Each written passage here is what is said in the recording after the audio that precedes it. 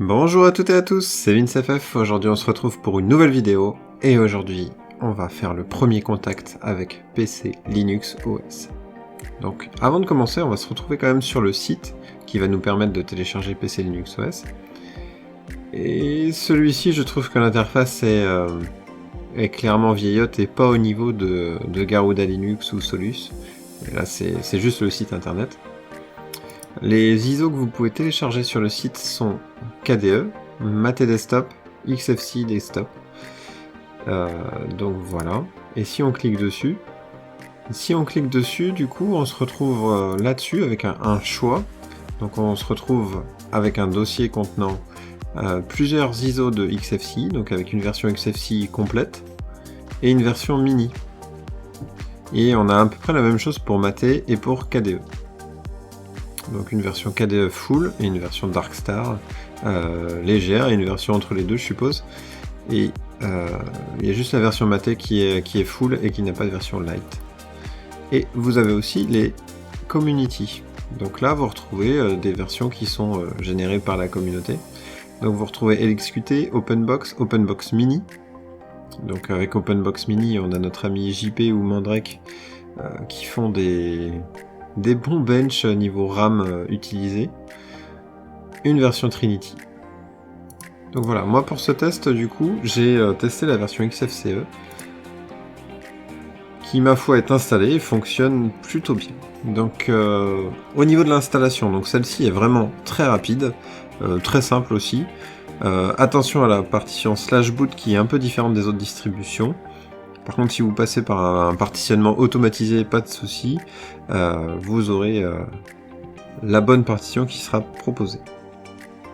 Ensuite, pour les mises à jour, donc là c'est un peu particulier, parce que PC Linux OS est une distribution qui est une descendante de Mandrake, et Mandrake utilisait déjà URPMI, mais PC Linux OS a fait le choix d'utiliser APT avec les RPM. Donc c'est son choix. Donc pour faire une mise à jour, on passe par le terminal ou par Synaptic, donc vous retrouvez Synaptic vu que c'est du APT. Mais du coup, un simple apt update comme sur Ubuntu fonctionne, et un apt dist upgrade vu qu'on est sur une rolling, et ça fonctionne. Donc là moi j'ai pas de mise à jour, mais c'est parfait. Si on fait le tour un peu de cette distribution, donc quand on l'installe, la distribution est totalement en anglais, donc ça il faut le savoir. On a des outils pour la mettre en français, cela dit. Donc on a le gestionnaire de localisation. Mais comme on peut le voir, j'ai beau avoir mis mon PC Linux OS en français, j'ai quand même des fenêtres en anglais. Donc dommage, la partie francisation et traduction n'est pas parfaite. Mais bon, on a au moins l'effort qu'elle soit faite, mais vous retrouverez un peu d'anglais dans le système, donc ça c'est un peu dommage, si je la compare à Mageia Ubuntu où on est totalement en français quand on a choisi français. Sinon, le style visuel, donc c'est la première chose qu'on voit. Donc c'est un XFCE de base, donc avec un dock en bas, et une gestion des applications en haut. Je vous avoue que cette version de base de XFCE, moi je l'aime pas trop, parce que je trouve qu'avoir un dock et ne pas pouvoir... Donc par exemple si j'ouvre mon file manager, il faut absolument que je clique en haut pour le retrouver. Si je clique à nouveau sur le file manager, j'en ouvre un deuxième. Moi je trouve ça pas hyper ergonomique, mais en même temps, quand on est habitué, ça se fait plutôt bien. Donc je pense que pour le thème que je vais faire de XFCE, je vais rester sur cette base, mais je vais essayer de la modifier un peu. Ça me fait penser à mon ancien XFCE où je faisais du travail dessus, où j'avais fait un dock à gauche, un dock à droite, et c'était assez efficace. Donc à voir, ça me donne des idées pour le travail en tout cas. Sinon, niveau apparence, du coup, on est sur une apparence qui ressemble un peu à macOS. Bon, je trouve que sincèrement, c'est mal fini, c'est bon, c'est pas... je trouve ça pas terrible, perso. Si on va dans apparence, du coup, on a le style Adwaita, les icônes la capitaine. Donc du coup, en fait, on a un simili Mac d'installer, mais je trouve que c'est pas... Mais je trouve que ça va pas au bout de la proposition, quoi. Ça reste vraiment mesuré et je trouve ça moyen. Voilà. Par contre, cela dit, le thème, j'ai beau ne pas l'aimer, par contre, la rapidité et la réactivité du système est franchement impressionnante. On revient de Garuda, mais le simple clic sur le tunar et que ça s'ouvre tout de suite, c'est quand même hyper agréable.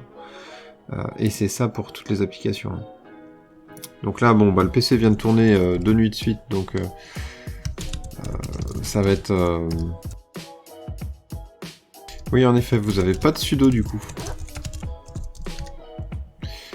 Il faudra passer par un SU, comme sur Magia en fait. Donc là, le htop, donc on est à 2,47 Go, donc le PC vient de tourner. Je vais vous refaire un screen avec le PC à nu.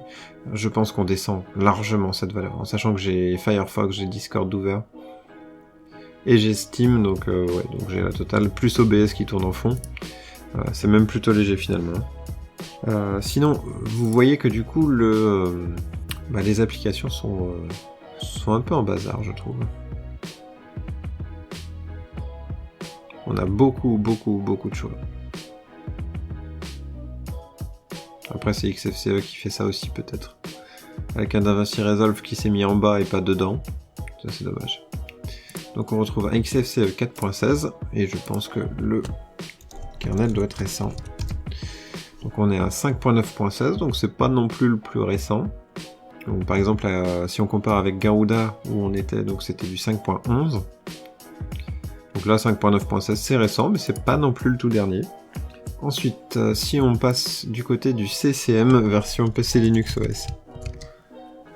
Donc le PC Linux OS Control Center. Donc on retrouve finalement le CCM à l'ancienne comme sous Mandrake, avec une interface pas hyper travaillée. Donc on voit que graphiquement, il y a un petit bug là. Je suppose qu'il préfère qu'on l'ouvre comme ça. Mais de base, il s'ouvre. Bon bref, on va le laisser content. On voit qu'il n'est pas travaillé pour un sou visuellement. Par contre, ce que je remarque, c'est que contrairement à Magia, tous les outils qu'il propose, tous les outils fonctionnent. Et ça, c'est plutôt cool, parce que c'est vrai que c'est un défaut sous Magia. Dans le centre de contrôle, vous avez des outils qui ne fonctionnent pas. Et ça, je trouve ça un peu dommage. Et je pense qu'il faut vraiment que sur Magia, il fasse le ménage. Donc pour installer et désinstaller des logiciels, pof, donc ça marche tout de suite, hein. Vous voyez la rapidité, donc ça ouvre Synaptic tout de suite, donc c'est ce qui vous permet de mettre à jour vos fichiers et d'installer de nouveaux logiciels. Donc si je veux Clémentine, je clique dessus, sélectionner pour installation, il me trouve les dépendances, je fais appliquer et hop, c'est parti. Donc rien de bien compliqué, hein, côté PC Linux OS, pour la gestion, c'est vraiment très simple. Et pour peu que vous avez l'habitude d'utiliser Synaptic, nickel, rien à dire. Niveau installation des applications. Donc du coup, je me suis mis en mode de marche. Hein, donc vous voyez Steam. Donc Steam n'est pas dans les dépôts. Donc je suis passé par Flatpak. En sachant que c'est dommage, sur le site de Flatpak, on n'a pas de tuto pour installer... Flatpak sur PC Linux OS, mais sincèrement, il y en a pas besoin. Mais quand on veut installer Flatpak sur PC Linux OS et qu'on le retrouve pas sur le site de Flatpak, on peut se poser des questions. Peut-être qu'on pourrait demander un ajout. Côté Lutris, donc pas de souci, celui-ci est dans les dépôts, donc vous le retrouvez directement avec Synaptic. Discord aussi. Donc contrairement à sous Magia, donc Discord est disponible sous PC Linux OS, donc ça c'est cool, un bon point. L'Heroic Games Launcher, donc j'ai utilisé l'app image, ça fonctionne très bien. Je reviens vite fait sur Discord, du coup il manquait les polices Noto, donc contrairement à Garuda, Ubuntu et Magia, donc il faut installer les polices Noto. Ensuite, côté Lutris, donc du coup je reviens un peu dessus. Donc Lutris est installé facilement, par contre vu qu'on n'a pas de système D sur PC Linux OS, donc c'est un peu une marque de fabrique hein, de ne pas avoir système D, c'est un choix. Le problème qu'on a, c'est que quand vous allez vouloir activer l'i5 sur le Blizzard Battle.net, celui-ci ne fonctionnera pas. Donc en fait, celui-ci ne fonctionnera pas, et vous avez une petite manip que vous retrouverez sur le wiki de Lutris pour activer i5. Donc en cas d'absence de système D, hein. Et du coup, il faudra, enfin c'est plutôt simple. Je pourrais vous mettre un petit screenshot. C'est plutôt simple et ça vous permet de pouvoir utiliser Battle.net dans les meilleures conditions. Par contre, j'ai un petit bug, c'est-à-dire que je ne peux pas minimiser la fenêtre. Donc je peux avoir des fenêtres qui passent au-dessus, mais je ne peux pas minimiser. Donc je peux fermer, et ça ferme carrément Battle.net, mais je ne peux pas minimiser. Donc c'est à savoir. Rien de bien grave, mais c'est là. Et ensuite, côté application, donc moi j'ai toujours l'habitude d'utiliser DaVinci Resolve. DaVinci Resolve, du coup, pour l'installation, ça marche très bien. Par contre, le même problème que sous Fedora, et le même problème que sous OpenSUSE, donc que sous Solus. Donc ils ont mixé les deux problèmes. Donc c'est-à-dire qu'il faut installer les pilotes CUDA. Et ça, il ne le dit pas, dommage. Et il faut installer OpenCL. Mais une fois fait, pas de souci, ça fonctionne. Et sinon, le dernier point, une fois que vous avez mis à jour, du coup, vos paquets linguistiques, donc pour mettre tout en français, à chaque démarrage, j'ai Blueman qui me dit que il a perdu le dossier downloads et qu'il le cherche. Et en fait, il faut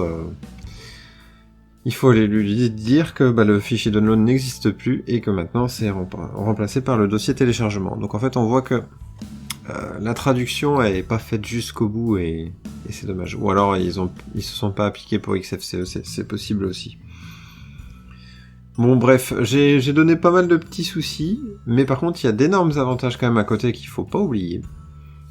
C'est que PC Linux OS est super rapide, l'installation se fait très bien, tout fonctionne très bien, c'est super stable pour une rolling, donc ça je le tiens à le souligner, et c'est quand même ce qu'on cherche clairement sur une distribution Linux, c'est que tout fonctionne très bien. Deuxième point, pour les petits soucis que je vous ai dit, vous avez un Telegram, le Telegram de PC Linux OS FR qui est ouvert, et sincèrement j'ai eu beaucoup d'aide pour m'aider, hein, même si j'ai réussi à me débrouiller pour certains sujets tout seul, mais par exemple pour Lutris j'ai eu un coup de main de Mon Bureau Linux, donc je le salue. Donc ça c'est vraiment top, il n'y a qu'une vingtaine de personnes sur le Telegram, mais ils sont super actifs et très présents, donc je tiens à le souligner, parce que une distribution sans communauté ça ne fonctionne pas. On a aussi le forum de PC Linux OS FR qui est présent, pas très vivant mais présent, donc moi je vous conseille d'aller sur le Telegram. Donc c'est le biais que j'ai utilisé et ça fonctionne très bien. Donc voilà, maintenant cela étant dit, donc on se retrouve sur un XFCE qui est basique et qui a juste le thème La Capitaine d'installer, que je n'aime pas trop personnellement, donc on va le personnaliser très prochainement, mais sinon, voilà, c'est plutôt une très bonne surprise, un système ultra réactif, toutes nos applications qui fonctionnent, donc je l'ai testé sur 2 heures en condition d'Overwatch samedi dernier, et aucun bug, ça fonctionne super bien. Donc voilà, go, hein. Donc on est parti pour 15 jours d'essai, et on se retrouve dans 15 jours. Allez, j'espère que vous avez aimé ce petit premier contact, et je vous dis tchuss.